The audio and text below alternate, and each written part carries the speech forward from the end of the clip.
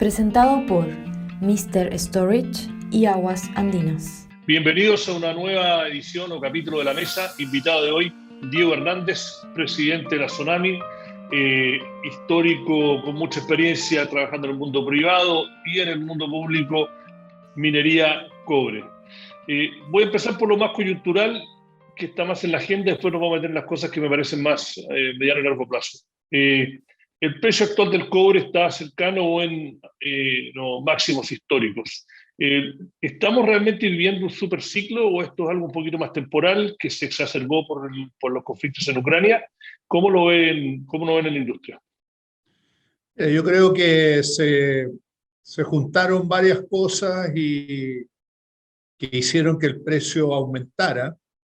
La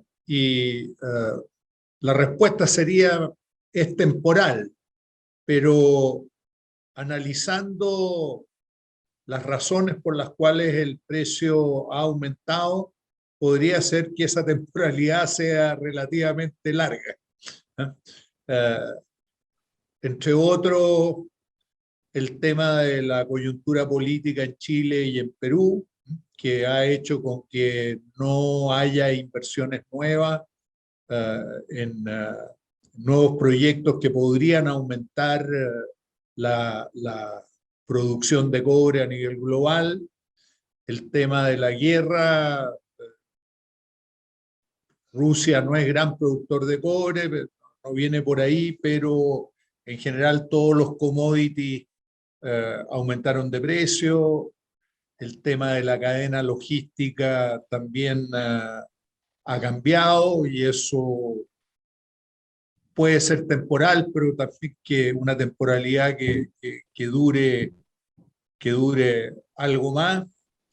Así que en general una expectativa de demanda, de aumento de demanda en el mediano largo plazo debido a lo que sabemos de energías renovables, electromovilidad, todas esas cosas, y una respuesta relativamente lenta de la industria en satisfacer esa potencial demanda adicional.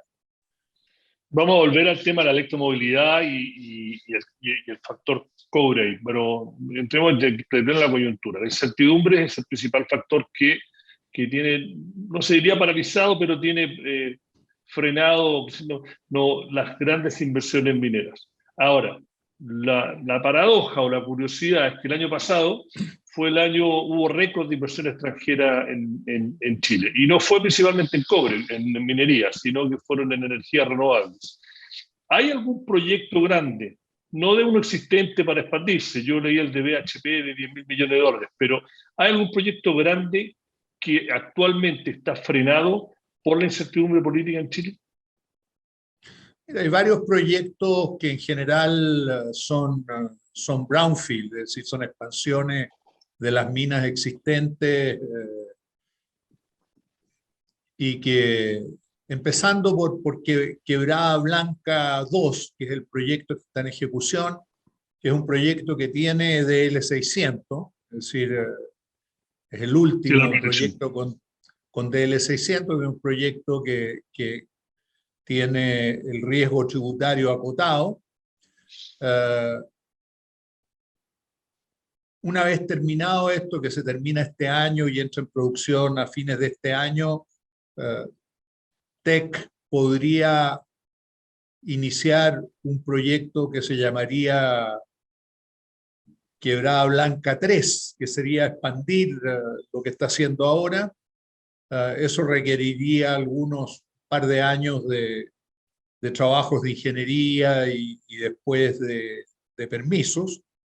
El proyecto Centinela de Antofagasta Minerals en Sierra Gorda, que también es un proyecto de aumentar, hacer una planta adicional de flotación, un proyecto de más de 2.000, 3.000 millones de dólares de ese rango. El proyecto de los bronces acá en Santiago, de abrir una mina subterránea. Es decir, hay varios proyectos que podrían ejecutarse en un plazo relativamente corto los temas mineros. Pero hay, por ejemplo, y ahí yo acá me declaro culpable de mi ignorancia, ¿hay cobre por descubrir en Chile? ¿O las grandes vetas se sabe dónde están y eventualmente, si son económicamente viables y tienen los permisos ambientales, se explotarían? ¿Hay cobre no descubierto en Chile? Sí, todavía hay cobre no descubierto. Hay algunas exploraciones en alta cordillera que, que han avanzado relativamente lento. Hay otra en la zona de Copiapó, hay un proyecto que anunciaron el otro día de yacimientos al sur de Caserones y que van hacia Argentina, y también en Argentina, en Los Filos. Entonces hay ahí un clúster de yacimientos que podrían transformarse en un proyecto. Sí, todavía hay, son proyectos menos competitivos que los que teníamos antiguamente y por eso requieren de una seguridad jurídica mucho más sólida para poder emprender. Hace un par de semanas estuve acá un colega suyo, Joaquín Villarino, también que representa las grandes mineras, y dijo, no me acuerdo exactamente, pero no me equivoco para apreciar lo que dijo, mira, nosotros estamos dispuestos y entendemos que vamos a tener que pagar más impuestos, pero y estamos también abiertos a conversar sobre el royalty, pero no estamos de acuerdo en cómo se está llevando la discusión. La gente que usted representa, ¿ustedes están alineados en eso? Mira, el royalty es más o menos inevitable porque está en el programa del presidente Boric y es un tema que también está en tramitación en el Congreso y está relativamente avanzado.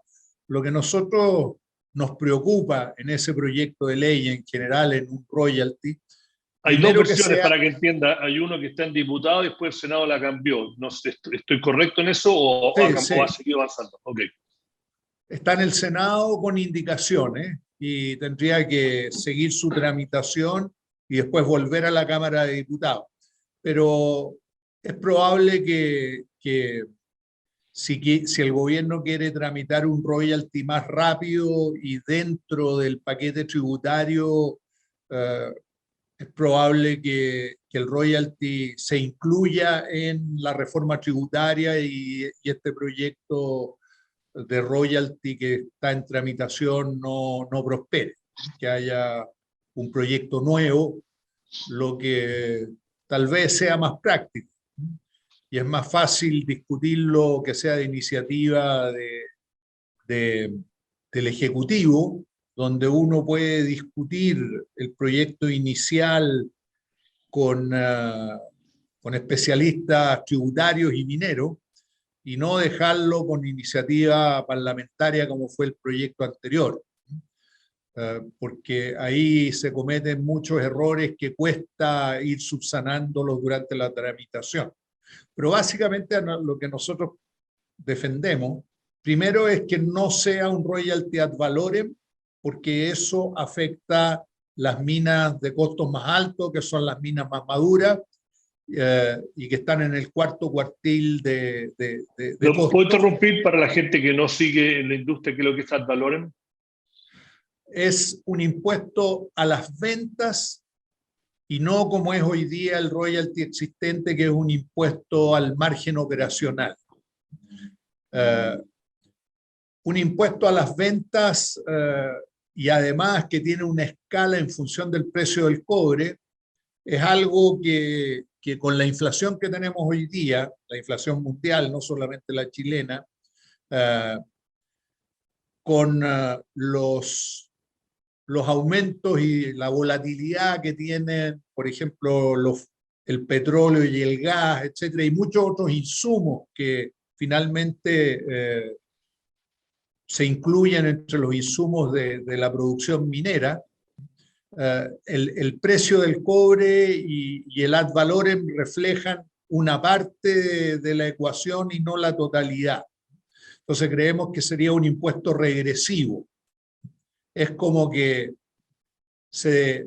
para simplificar el tema de impuesto a la renta, se diga, mira, el impuesto a la renta no va a ser a la renta, sino que va a ser a los sueldos. Va a ser en función del sueldo, va a ser un porcentaje fijo para todos los sueldos. Eso naturalmente que es regresivo y va a castigar a los que tienen sueldos más bajos. Pasa algo parecido con el royalty ad valorem. El royalty que tenemos hoy día es una modalidad de royalty también existente en otros países, y creemos que ese es un primer punto. El segundo punto es que sea al margen operacional como es hoy día, porque el margen operacional se hace cargo de una serie de factores que afectan la rentabilidad de las minas, como el precio del cobre, el costo, el precio del petróleo, del gas natural, la inflación local, la tasa de cambio, etc. Entonces, esos son los dos puntos principales y creemos que ahí hay que ver una tasa de royalty que no liquide la industria, que permita seguir haciendo inversiones, y eso hay que ir discutiéndolo con la autoridad Mucha gente, ejecutiva. mucha gente que sabe más del tema que yo dice que esto se podía, entre comillas, arreglar simple y copiar el sistema que tiene Australia. Y que anecdóticamente, cuando yo me preparaba un poco para la entrevista, en la industria no había consenso de ejecutivos de la industria, etcétera. No estaban tan seguros que eso era tan así. No, ¿ustedes cómo lo ven? Mira, Australia es un país que tiene impuestos federales e impuestos también regionales, ¿no? de las distintas regiones. Provincias, claro. Provincias. No sé si son provincias o regiones. Bueno, y en Chile no, en Chile tenemos una tributación centralizada, entonces hay matices. Además, en Australia hay royalties específicos, por ejemplo, para el mineral de hierro y para el carbón, donde ellos son grandes productores. No se aplican a todas las sustancias minerales, es decir, hay una serie de matices que hay que considerar. Y después la otra cosa que en Chile estamos acostumbrados a siempre ir a mirar afuera cómo se hace. Me parece Claro. que es una disciplina sana. Pero en algunas cosas nosotros tenemos una importancia a nivel global y tenemos estas características propias. Entonces, no veo ningún pecado que se discuta un royalty de acuerdo a la realidad de la industria del cobre nacional.